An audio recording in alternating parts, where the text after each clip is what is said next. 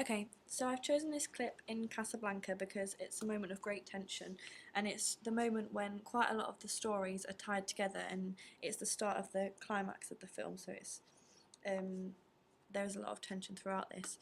Um, Firstly, talking about the camera techniques used, the first few shots in this 5-minute clip, um, we're looking from a very low angle as if we're watching a scene that we shouldn't be watching, as if we're almost hiding in the scene. Um, so the camera is hiding, emphasising the secretive nature of the conversation which we're watching. We follow the two characters into the bar, and we follow them from behind, so they lead us into it.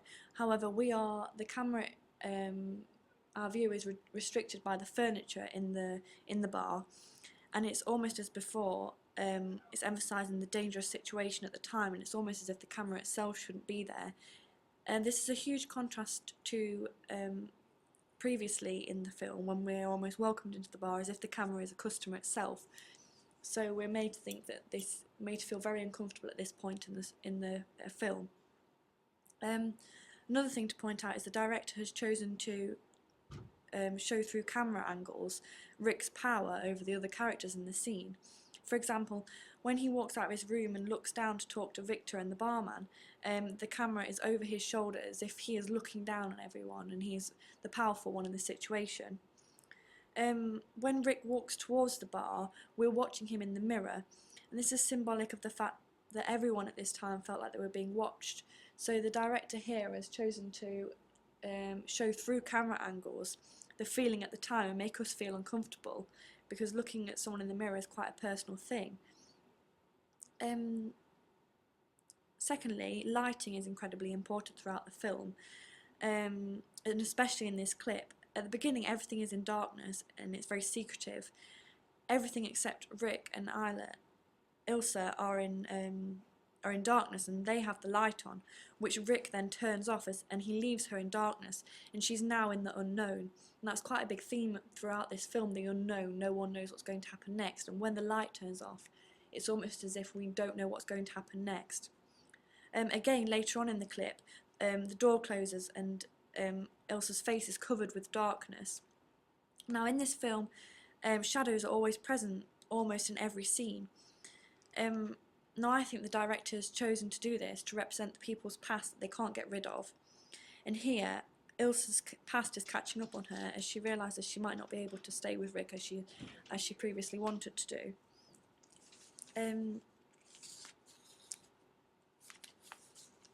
Again, in conversations, the mid shots are used when there's a conversation between Rick and Victor.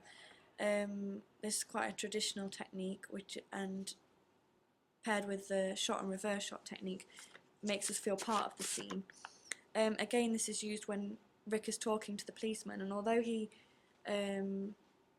policeman, we can see that he has more power as he is shown with a lot of close-ups. It also represents the fact that this is ironic, because it's actually Rick who holds the power at this point in the narrative, and we can see that as an audience. The mise-en-scène throughout this clip is very typical. Everything's typical of the time and the place that we're watching, and this helps the setting to be more convincing and believable, and we can relate to it more. As unlike in the rest of the film, in this 5-minute clip, we focus on 5 main characters, and we're brought into their lives.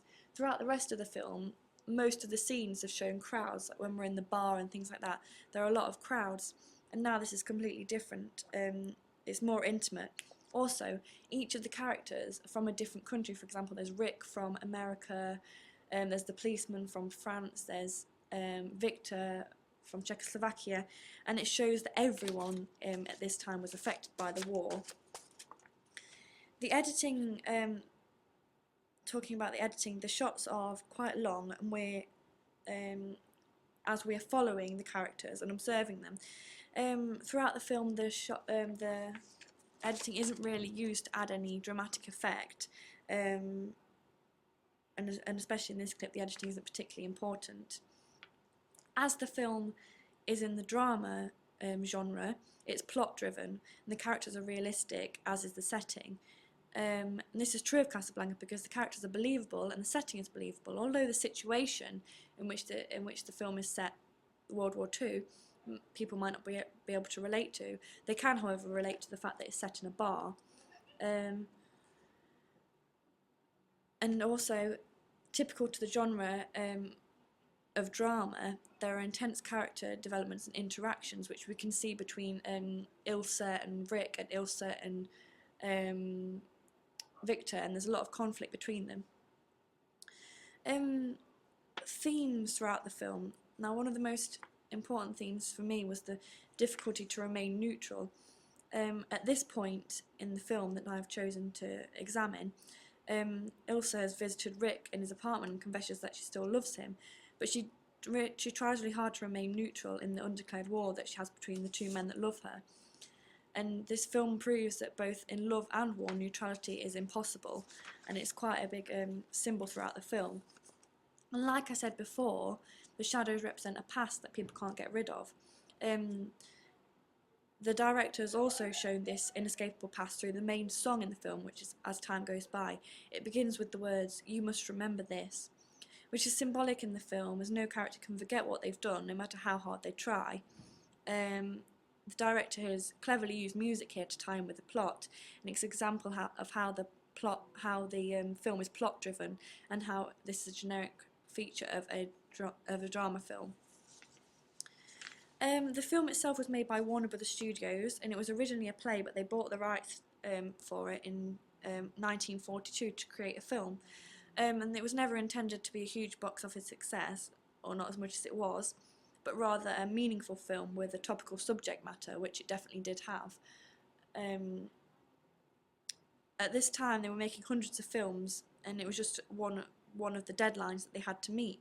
And despite its all-star cast, as I said, the success was not anticipated, especially by the director, Michael Curtiz, who was, however, made some very well-known films before Casablanca, including The Adventures of Robin Hood, which won 3 Academy Awards in 1938. And that's the only really common factor between all of his films, is that they all have had a lasting impact in the film industry.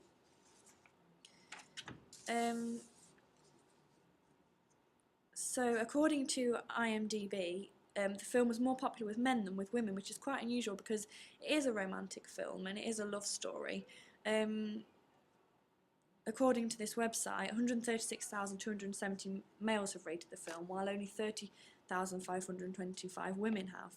The only thing I can think of for this to be the case is that the advert sold the film as more of an adventure story and focused on the war elements of the film, because obviously at the time when the advert would have been released, people would have been interested in that. Most people who have rated this film are in the 18 to 29 category. Because it is a romantic film, it has universal appeal, and we could apply this story to a modern day situation and it would be as successful as it is now, and it's a classic film, and this is perhaps why it's attractive to the new generation of 18 to 29 year olds. The narrative of the film is linear, and we only know what the main character Rick himself knows. This has been done specifically by the director so that we can relate more to the main character and only see his point of view, because when watching the film, I never really felt like Rick was doing something wrong, because I could only see his point of view. However, if we could see everything, perhaps we would have thought what he was doing was wrong.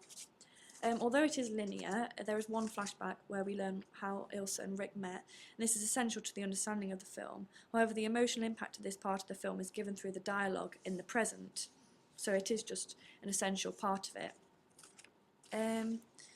The film was set in occupied Africa in 1942, and the film was actually rushed into release because this was the same year that the Allies invaded Casablanca, so obviously they wanted to take advantage of this fact.